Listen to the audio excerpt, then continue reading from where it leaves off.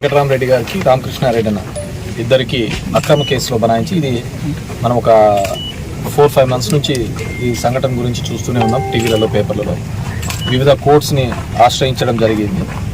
దాని ప్రకారం ఒక చిన్న దీని మీద ఆయనకి మళ్ళీ ఈరోజు లొంగిపోమని చెప్పేసి సుప్రీంకోర్టు ఆదేశానుసారం ఆయన వచ్చి లొంగిపోవడం ఇది.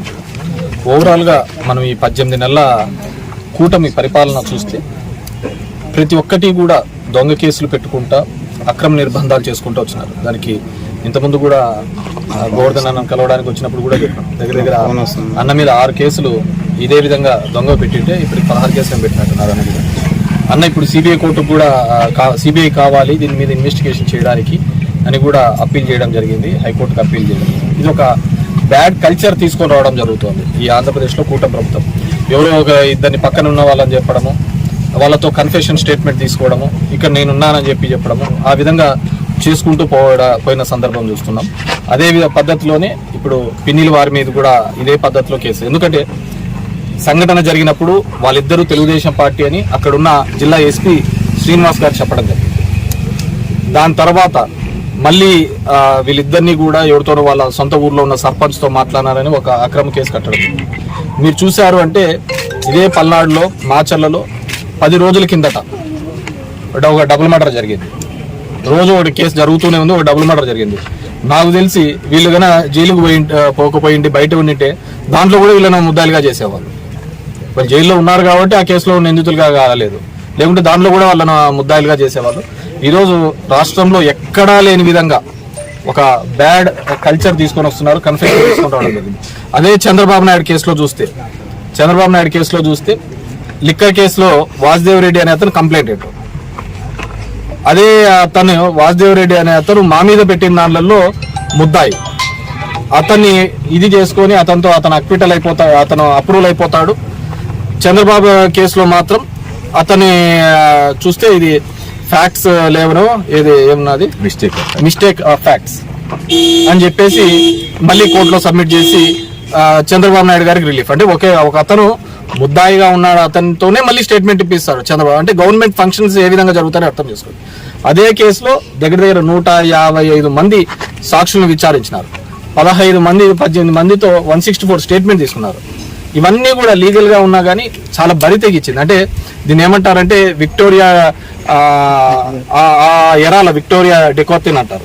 ఆ టైంలో ఏం జరిగిందంటే కింగ్ నో రాంగ్ అంటారు, కింగ్ ఈజ్ నో రాంగ్ అంటారు.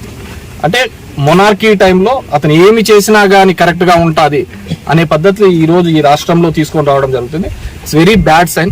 ఎందుకంటే ఇలాంటివి అలవాటు చేసుకుంటూ పోతూ ఉంటే ఖచ్చితంగా నెక్స్ట్ వచ్చే వాళ్ళు ఇబ్బంది పడతారు. ఈరోజు మీరు చూసినారంటే గోవర్ధన్ అన్న ఇంతకుముందు 10 రోజులకు ఒకసారి ప్రెస్ మీట్ పెట్టేవాళ్ళు, ఈరోజు వారానికి 2 సార్లు పెడతాను. నేను ఇంతకుముందే చెప్పాను, జైలులోకి వేస్తామంటే అది ఒక భయం, జైల్లోకి వేస్తే ఆ భయం పోతుంది. మీరు మా నాయకులను అందరినీ కూడా పర్ఫెక్ట్గా కూడా లీడర్లుగా యోధులుగా తయారు చేస్తున్నారు. కేసులు పెడతాము అని చెప్పేసి ఒక భయంతో పాటు దొంగ కేసులు పెట్టి వాళ్ళను యోధులుగా లీడర్లుగా చేసి వాళ్ళు ఖచ్చితంగా అంతకు 3 ఇంతలుగా రెట్టింపుతో ఫైట్ చేస్తున్న సందర్భం ఈరోజు ఖచ్చితంగా ఎక్కడైనా చూడండి. పిన్నిల రామకృష్ణారెడ్డి వాళ్ళు కూడా ఈ దీనిలో మళ్ళీ త్వరలోనే బయటకు వస్తారు, బెయిల్ ద్వారా బయటకు వస్తారు. ఎన్ని రోజులు పెడతాము ఏంది అనేది కాదు, వి గాట్ ఇమ్యూనిటీ. దీనికంతా భయపడే కాలాలు పోయినాయి. ఇప్పటికైనా కానీ ఈ ప్రభుత్వం ఈ దశగా అడుగులు వేయడం మానుకోవాలి. అందరూ అనుకుంటా ఉండొచ్చు మళ్ళీ నెక్స్ట్ ప్రభుత్వం వస్తే ఇట్లాగే దొంగ కేసులు కడుతుంది, అంతకు మించి ఉంటుంది. జగన్మోహన్ రెడ్డి యొక్క 2.0 అనేది ఆ భయం అంటే ఏ విధంగా అక్రమాలు చేయడానికి మళ్ళీ భవిష్యత్తులో భయపడే విధంగా ఉంటుంది. కాబట్టి ఖచ్చితంగా ఆలోచించుకోండి. ఉద్యోగస్తులు, ఆఫీసర్లు అందరినీ కోరుకోవడం, మీకేదో పైన ప్రెషర్ ఉంది, కేవలం ఒక 4 నెలలు లోపల పెట్టండి వాళ్ళు సాటిస్ఫై అవుతారు అనే పద్ధతిలో కేసులు కట్టుకుంటూ పోతే ఇది ఖచ్చితంగా మీకే దిక్కుంటుంది. ఎందుకంటే we are seeing n number of officers. ఈరోజు చాలా మంది ఆఫీసర్స్ పోస్టింగ్ లేకుండా ఏ విధంగా ఇబ్బంది పెట్టి వాళ్ళ మీద క్రిమినల్ కేసులు కూడా కడుతున్నారు. సో ఇది ఖచ్చితంగా మనం చేసిన ఏదైనా ఉంటే అది మళ్ళీ కూడా బౌన్స్ బ్యాక్ అయ్యే ప్రమాదం ఉంటుంది. కాబట్టి డెఫినెట్గా ఏదైతే కరెక్ట్గా ఉంటుందో ఆ పద్ధతిలో పోవాల్సిందిగా మీ అందరినీ కూడా ఇక్కడ ఈ సందర్భంలో కోరుతున్నాము. డెఫినెట్గా పిన్నిలి బ్రదర్స్ మరింత ధైర్యంగా ముందుకు వచ్చి పార్టీ యాక్టివిటీస్లో పార్టిసిపేట్ చేస్తారు.